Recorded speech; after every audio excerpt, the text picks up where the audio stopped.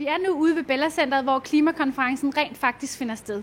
I teltet bag ved mig befinder sig nogle af de 35 miljørigtige biler, der er blevet stillet til rådighed for journalister og for klimakonferencens deltagere.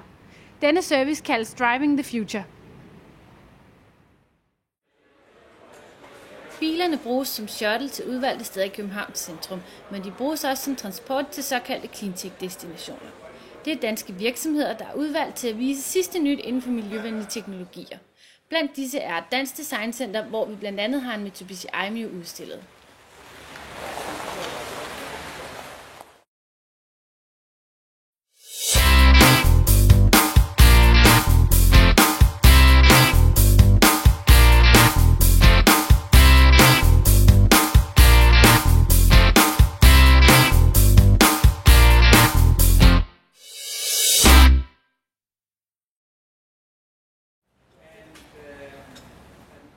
Det, der skal ske lige nu, er en kort gennemgang af bilerne for de journalister, der er mødt op i forbindelse med Udenrigsministeriets invitation til pressemøde.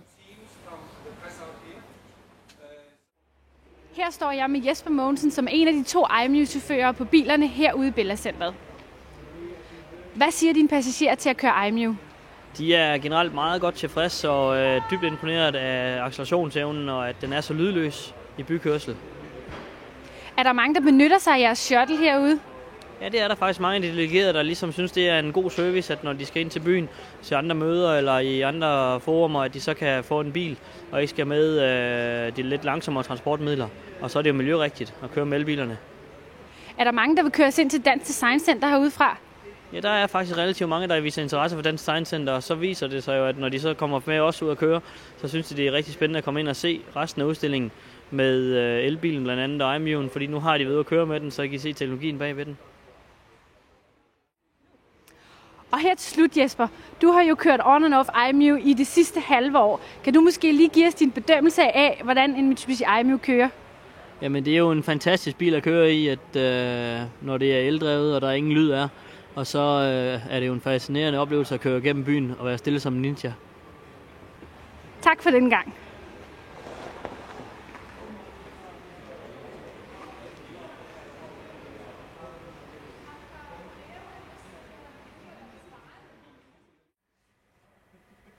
Tak for nu. Vi ses igen på mandag, hvor jeg har nyt fra søndagens motorparade.